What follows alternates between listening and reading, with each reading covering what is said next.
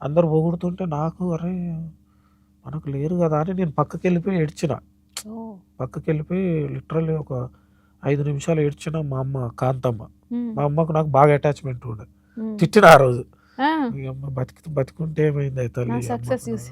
4 రోజులు బతికుంటే బాగుండు గదా! అప్పుడే ఎందుకు పోయినవే తల్లి" అని కార్‌లో కూర్చొని ఒక్కడినే ఏడ్చుకొని ఇగ మా నాన్నని ఆయనతోని కొంచెం అంటే బాగుండేది గానీ, మా అమ్మ హ్మ్. ఎక్కువ గుర్తొచ్చింది. నాన్న ఎక్కువ గుర్తొచ్చింది. హ్మ్. ఎట్లా ఇప్పుడు నేను అందరూ ఎమోషనల్‌గా ఉన్నారు. హ్మ్. నాకు ఎవరు లేరు. ఒక్కడినే ఒంటరి. ఎట్లరా అని జెప్పి ఆ రోజు ఫీల్ అయినా. నాకు ఆ రోజు లేదు మా అమ్మ, నాన్నని పరిచయం జేయాలి ప్రపంచానికి. హ్మ్. వాళ్ళే గదా నాకిచ్చింది ఈ అవును. రక్తం, ఈ బ్లడ్డు, ఈ ముద్ద. ఆహ్, మళ్ళా వాళ్ళ మ్యూజిక్, వాళ్ళ కళ ఆ! కూడా మీ లోపలుంది. నా లోపలుంది. బ్లడ్‌లో. వాళ్ళే గదా నాకు హ్మ్. వారసత్వంగా ఇచ్చింది. వాళ్ళని ప్రపంచానికి పరిచయం జేయాలని ఆ రోజు స్టేజ్ మీద ప్రపంచానికి పరిచయం జేసినా అండి. దట్టు మా నాన్న చనిపోయినప్పుడు కరెక్ట్‌గా 'నీది నాది ఒకే కథ' జరిగింది. జరుగుతుంది. మా నాన్న చనిపోయినాక విష్ణు గారు, శ్రీ విష్ణు శ్రీ గారు విష్ణు హీరో. హీరో. ఆయన "సురేష్ ఇట్లా నాన్న చనిపోయారంట గదా!" అనంటే, "అవును సార్." వర్క్ ఉంది జరుగుతుందప్పుడు. హ్మ్. మిక్సింగ్ అది చనిపోయారంట గదా! అనంటే, "అవును సార్" అంటే. ఆయన ఏమీ చెప్పకుండా నాకు నా అకౌంట్‌కి అంటే అప్పుడు హ్యూజ్ అమౌంట్ పంపించిండు. ఓహ్! "నువ్వెళ్ళు, హ్మ్. వెళ్లి జాగ్రత్తగా చూసుకో" అని జెప్పి అప్పుడు నాన్న కార్యక్రమాలన్నీ సార్ పంపించిన మనీతోనే జేసినాం. ఓహ్! నాన్న వావ్! అప్పుడు అదే విష్ణు గారు అప్పుడు అంటే ఏమి చెప్పలే నాకు అకౌంట్‌లో క్రెడిట్ అయిపోయి మెసేజొచ్చింది. హ్మ్. ఇట్లా ఇంత పలానా అమౌంట్ పడ్డది. పెద్ద అమౌంట్ పడ్డది అని మెసేజొచ్చింది. నేను షాక్ అయినా. ఎక్కడి నుంచొచ్చాయి ఆ! ఇవన్నీ? అహా! తెలిసింది. తెలుసు. నాకు డీటెయిల్స్. ఓహ్! చూసిన.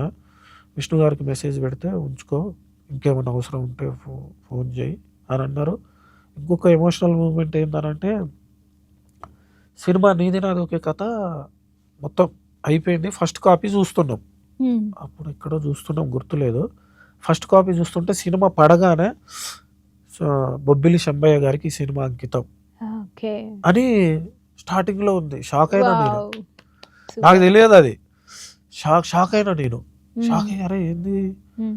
ఆహ్, వేరొకడిని అడిగితే అవునురా నాన్న ఈ టైంలోనే జరిగిపోయిండు గదా! గుర్తుంటది. అందుకే ఏసినాం. విష్ణు గారు మేము అందరం అనుకోని వేసినాం అంటే నేను ఇగ ఆ రోజు గట్టిగా పట్టుకొని ఏడ్చిన. మీరు హ్మ్. ఇప్పటికి చూడండి ఓటీటీలో హ్మ్. నాన్న పేరుంటది. ఓకే. దాని తర్వాత ఏం జరిగింది కరెక్ట్‌గా సినిమా రిలీజ్ 2 డేస్ ముందో, 3 డేస్ ముందో హ్మ్. వేరన్న వాళ్ళ ఫాదర్ చనిపోయిండు. Oh my God! సో, ఇద్దరిది యేసుంటది. హ్మ్. అసలు విష్ణు గారు చాలా ఆ టైంలో చాలా హెల్ప్ చాలా చేసిండు.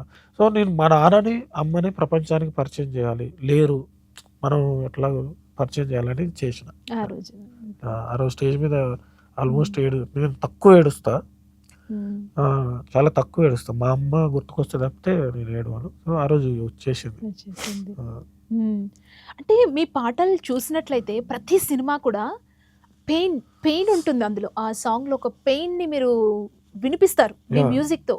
అసలది ఎలా సాధ్యం అంటే నాకది అడగాలనిపిస్తుంది అది. ఎవ్రి సాంగ్‌లో కూడా ఒక పెయిన్ అనేది ఉంటుంది మీ మ్యూజిక్‌లో. యాహ్! మీకు ఎక్స్‌పీరియన్స్ ఉందా? అంటే ఈ పెయిన్‌ని పర్సనల్ లైఫ్‌లో ఎక్స్‌పీరియన్స్‌తో మీరంత బ్యూటిఫుల్‌గా చూపించగలుగుతున్నారా? ఏంటసలు ఇంత మంచి ఎమోషన్ ఇస్తున్నారు మీరు ఒక యాహ్! ఆడియన్‌కి. యాహ్! అయితే కథ అండి. మెయిన్ కథ. బేసిక్‌గా నా మైండ్ సెట్ ఏందంటే మా వోళ్ళందరూ అంటూ ఉంటారు. "నువ్వు ఫీమేల్ సైడ్ నుంచి చేసే ట్యూన్స్ భలే ఉంటాయి." అంటే చాలా బావుంటాయి. ఇప్పుడు 'కోలు యాహ్! కోలు' గాని, 'కోలు కోలు' అని. దీంట్లో 'అలా అలా అలా' ఆ పాట వినండి మీరు. హ్మ్. ఖచ్చితంగా మీకు నచ్చుతది. అట్లా ఫీమేల్ సైడ్ నుంచి వచ్చే ట్యూన్స్ భలే ఉంటాయిరా నువ్వు అసలు. వాళ్ళు ఎక్స్‌పీరియన్స్ చేసినట్టే చేస్తావు హ్మ్. అని అంటారు. నేను ప్రతీదీ చేయగలుగుతా గానీ, నాకు కొంచెం నేను ఎమోషనల్ ఫెలోనండి. హ్మ్. Emotional fellow. ఏడవను గానీ ఎమోషనల్ ఫీల్ కనెక్షన్ అవుతారు. Emotional feel. ఫీల్ అవుతా. నాకెందుకంటే మా అమ్మతోని ఎక్కువ కనెక్షన్ ఉండే. హ్మ్. దట్టు మా ఇంటి పక్కన వాళ్ళు మిసాల వెంకటయ్య అని మా నాన్న బెస్ట్ ఫ్రెండ్. హ్మ్. వాళ్ళకందరూ అమ్మాయిలే. ఓకే. మేము అందరం అబ్బాయిలే. వాళ్ళు నలుగురు హ్మ్. అమ్మాయిలు, నలుగురు అబ్బాయిలం మేము. హ్మ్. సో, వాళ్ళు నన్ను ఎప్పుడు హ్మ్. వాళ్ళ ఇంట్లో ఉండేది. చుట్టూ ఆడోళ్ళ చుట్టే ఉండేది నేను. ఆ! నాకు ఫీమేల్ డ్రెస్సులేసేది.